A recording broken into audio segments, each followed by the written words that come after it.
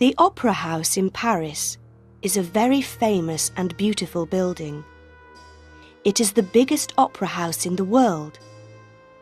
Work on the building began in 1861, finished in 1875, and cost 47 million francs. It has 17 floors, 10 above the ground, and 7 under the ground. Behind and under the stage, there are stairs and passages, and many, many rooms. Dressing rooms for the singers and the dancers, rooms for the stage workers, the opera dresses and shoes. There are more than 2,500 doors in the building. You can walk for hours and never see daylight under the Paris Opera House.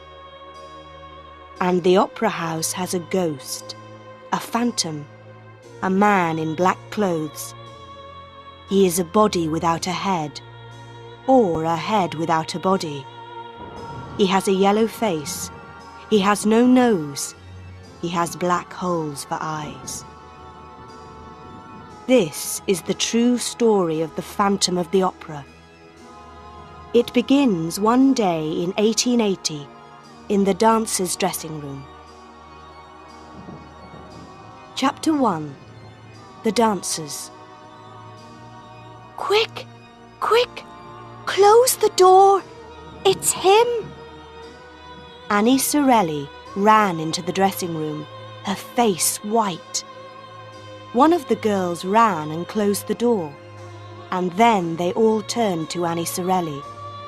Who? Where? What's the matter? They cried. It's the ghost, Annie said. In the passage. I saw him. He came through the wall in front of me. And I saw his face. Most of the girls were afraid, but one of them, a tall girl with black hair, laughed. Pooh, she said. Everybody says they see the opera ghost, but there isn't really a ghost.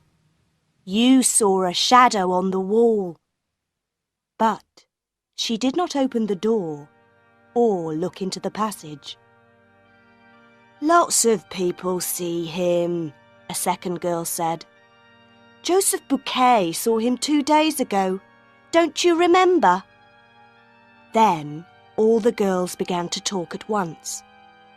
Joseph says the ghost is tall and he wears a black evening coat. He has the head of a dead man with a yellow face and no nose. And no eyes, only black holes. Then little Meg Giry spoke for the first time. Don't talk about him. He doesn't like it. My mother told me. Your mother? The girl with black hair said. What does your mother know about the ghost? She says that Joseph Bouquet is a fool. The ghost doesn't like people talking about him. And one day, Joseph Bouquet is going to be sorry. Very sorry. But what does your mother know? Tell us! Tell us! All the girls cried. Oh dear, said Meg. But please don't say a word to anyone. You know my mother is the doorkeeper for some of the boxes in the opera house. Well, box 5 is the ghost's box. He watches the operas from that box, and sometimes he leaves flowers for my mother. The ghost has a box and leaves flowers in it? Oh, Meg, your mother's telling you stories. How can the ghost have a box? It's true. It's true, I tell you, Meg said. Nobody buys tickets for box 5, but the ghost always comes to it on opera nights. So somebody does come there. Why, no. The ghost comes, but there is nobody there. The dancers looked at Meg. "But how does your mother know?" one of them asked. "There's no man in a black evening coat with a yellow face. That's all wrong.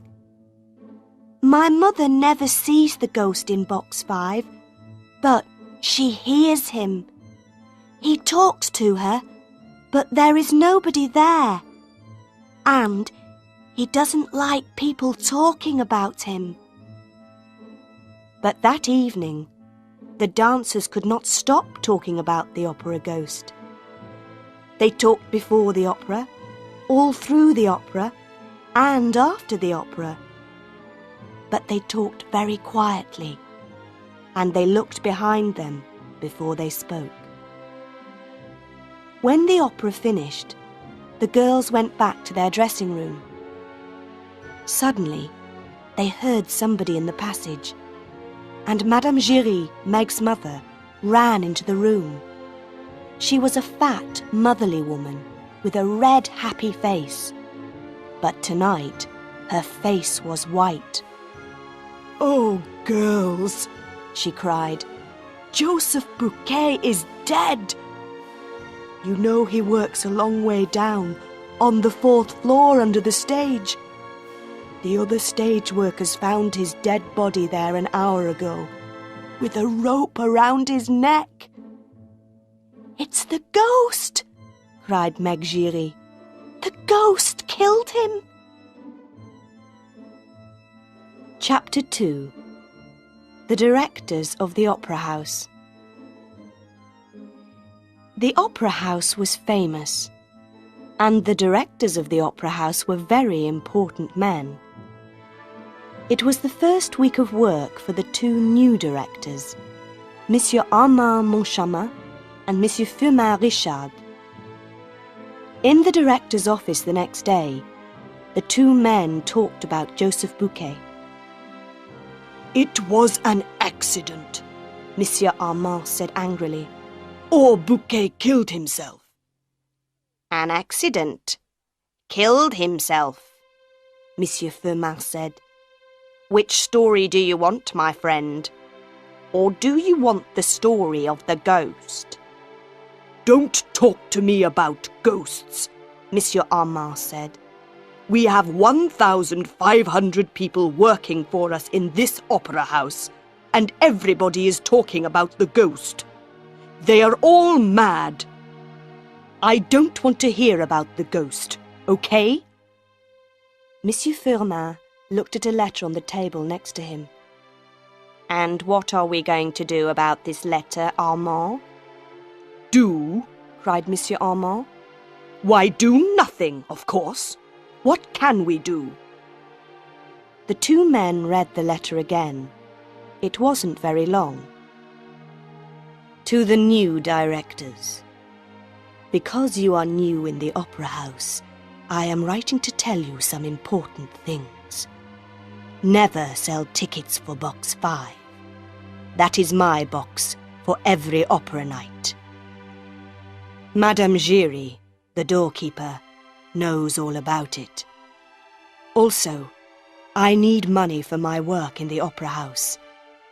I am not expensive, and I am happy to take only 20,000 francs a month. That is all. But please remember, I can be a good friend, but a bad enemy. O.G." "Don't sell tickets for box 5? 20,000 francs a month?" Monsieur Armand was very angry again. "That's the best box in the opera house, and we need the money, Firmin. And who is this O.G., eh? Tell me that." "Opera ghost, of course," Monsieur Firmin said. "But you're right, Armand. We can do nothing about this letter. It's a joke, a bad joke. Somebody thinks we are fools because we are new here. There are no ghosts in the opera house." The 2 men then talked about the opera for that night. It was Faust, and usually La Carlotta sang Margarita. La Carlotta was Spanish, and the best singer in Paris. But today, La Carlotta was ill. "Everybody in Paris is going to be at the opera tonight," said Monsieur Armand. "And our best singer is ill, suddenly. She writes a letter to us just this morning. She is ill. She cannot sing tonight." "Don't get angry again, Armand," Monsieur Firmin said quickly. "We have Christine Daae, that young singer from Norway. She can sing Margarita tonight. She has a good voice." "But she's so young, and nobody knows her. Nobody wants to listen to a new singer." "Wait and see. Perhaps Daae can sing better than La Carlotta. Who knows?" Chapter 3. Christine Daae. Monsieur Firmin was right. All Paris talked about the new Margarita in Faust, the girl with the beautiful voice, the girl with the voice of an angel. People loved her. They laughed and cried and called for more. Daae was wonderful, the best singer in the world.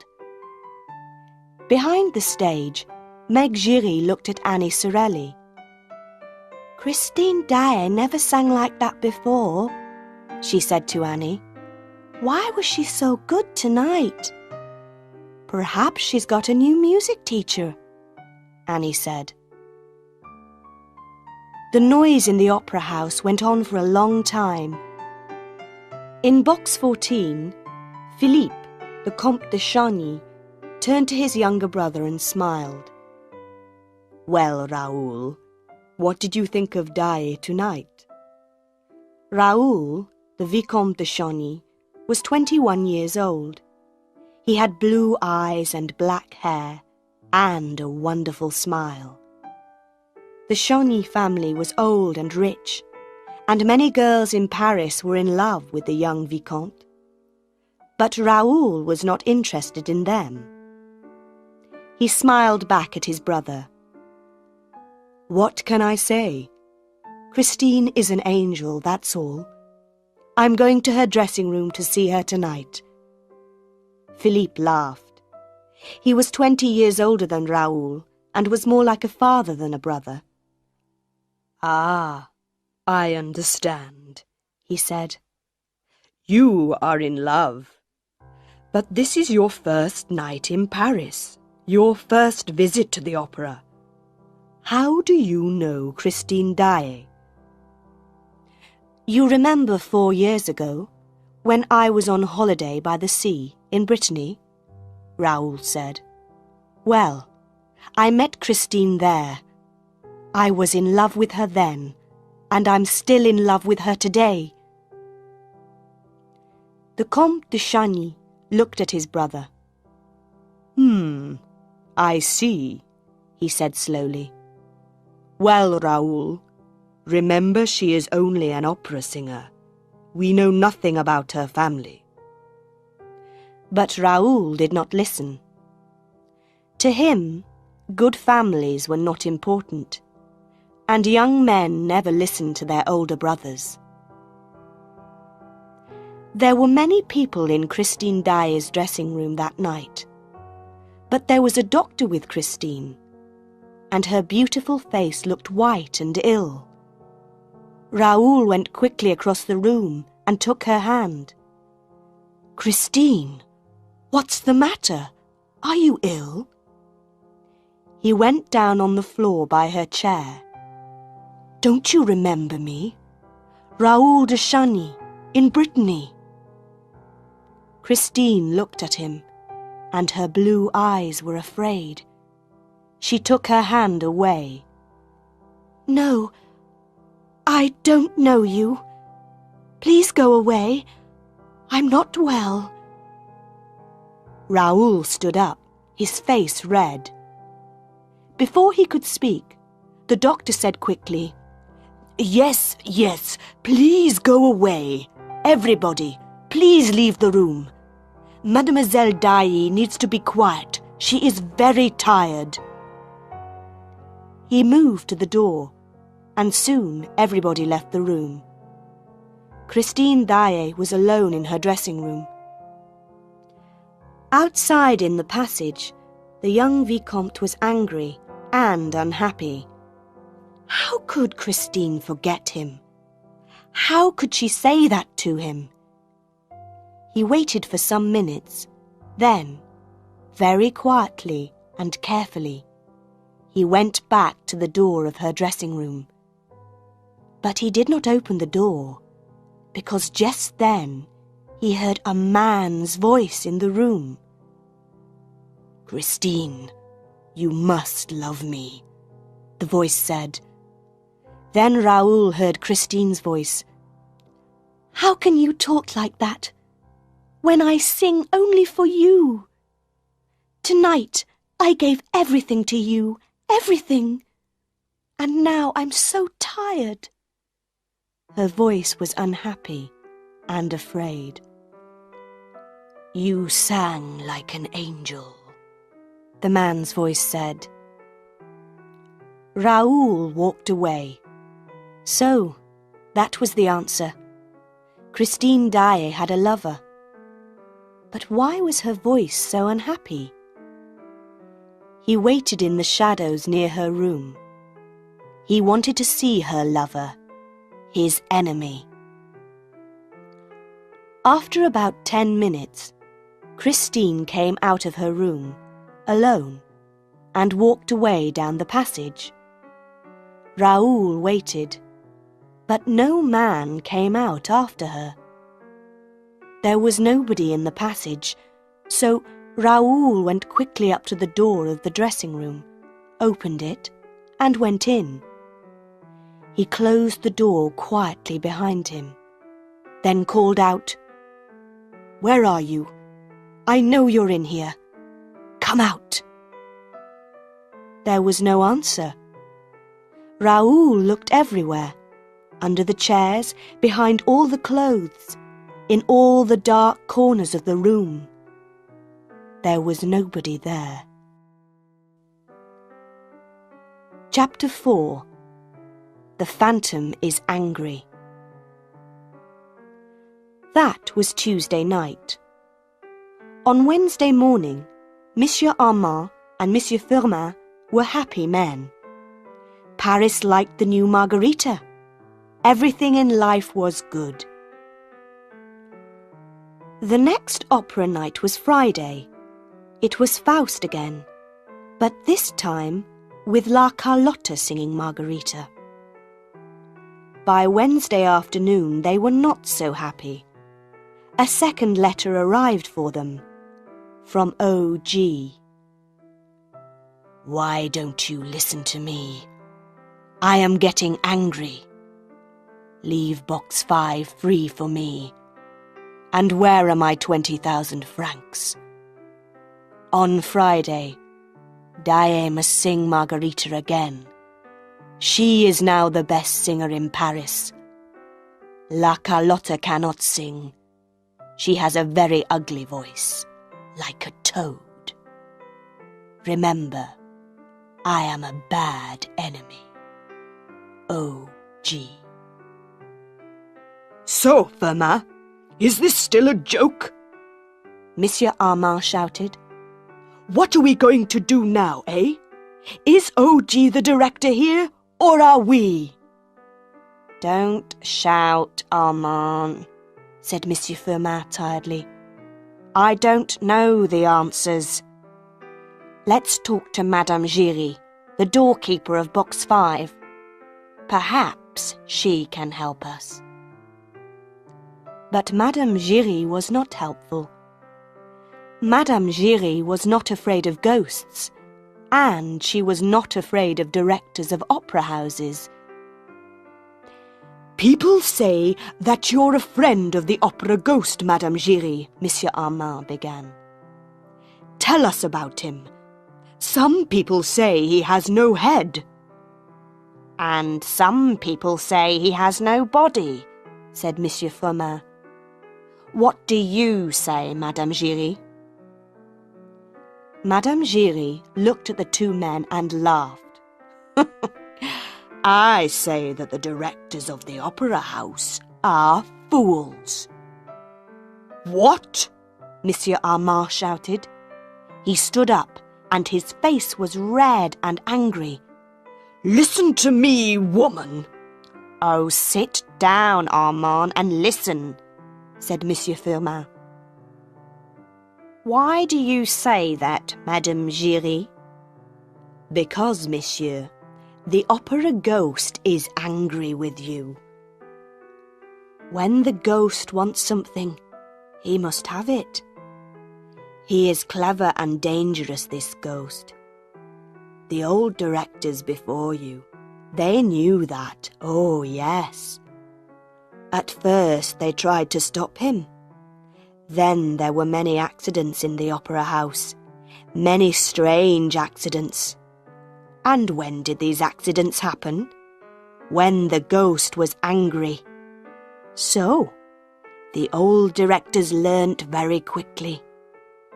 The ghost wants box 5, he can have it every night. The ghost wants money, let's give the money to him at once. Oh yes, the old directors understood very well. But we are the directors, not the opera ghost, Monsieur Armand shouted. He turned to Monsieur Firmin. This woman is mad. Why do we listen to her? On Friday night, La Carlotta is going to sing Margarita. And you and I, Firmin, are going to watch the opera from box 5. Well, we can try that, Armand, but we don't want any accidents. Madame Giry came nearer to the two men. Listen to me, she said quietly. Remember Joseph Bouquet? I tell you, the opera ghost is a good friend, but a bad enemy. The two men stared at her. Those words, Monsieur Firmin said slowly. Why did you say those words, Madame Giry? Because the ghost says them to me. I never see him, but I often hear him. He has a very nice voice, and he doesn't shout at people. Chapter 5. A letter for Raoul. That Wednesday, a letter also arrived for the young Vicomte de Chagny. He opened the letter, saw the name at the bottom, and smiled for the first time that day. Dear Raoul, of course I remember you. How could I forget you? Meet me on Thursday at 3 o'clock in the Tuileries Gardens. Don't be angry with me, Raoul, please. Christine Daae. Raoul put the letter carefully into his pocket. Angry? How could he be angry with an angel? On Thursday, he was in the Tuileries Gardens by 2 o'clock. At 3:10, he began to feel unhappy. At 3:30, he wanted to die or to kill somebody. And then she came. She ran through the gardens to him, and in a second she was in his arms. Oh, Christine, he said again and again. Oh, Christine. They walked through the gardens together and talked for a long time. They remembered their happy weeks in Brittany 4 years ago. But why did you go away, Christine? Raoul asked. Why didn't you write to me? For a minute or two, Christine said nothing. Then she said slowly, We were so young, you and I. I was just a poor singer from Norway, and you were the Vicomte de Chagny. I knew I could never be your wife. But I love you, Christine. No, shh. Listen to me, Raoul, please. I went home to Norway, and a year later, my father died. I was very unhappy. But I came back to France, to Paris. I worked and worked at my singing, because I wanted to be an opera singer. Not just a good singer, but the best opera singer in Paris. And now you are, Raoul said. He smiled. All Paris is at your feet. Christine turned her face away and said nothing. Christine, Raoul said quietly, I want to ask you a question. Who was the man in your dressing room on Tuesday night? Tell me, please. Christine stopped and stared at him. Her face went white. What man? She whispered. There was no man in my dressing room on Tuesday night. Raoul put his hand on her arm. I heard him, he said. I listened outside the door and heard a man's voice. Who was he? Don't ask me, Raoul. There was a man's voice, yes, but there was no man in my room. It's true. Oh, Raoul, I'm so afraid. Sometimes I want to die. Who is he? Tell me, Christine, please. I'm your friend. I can help you. Tell me his name. I cannot tell you his name. It's a secret, whispered Christine. I never see him. I only hear his voice. But he is everywhere. He sees everything, hears everything. That's why I didn't speak to you on Tuesday night. He is my music teacher, Raoul. He's a wonderful singer. I sang so well on Tuesday night because of him. I am famous because of him. He is my angel of music. And he says he loves me. How can I leave him?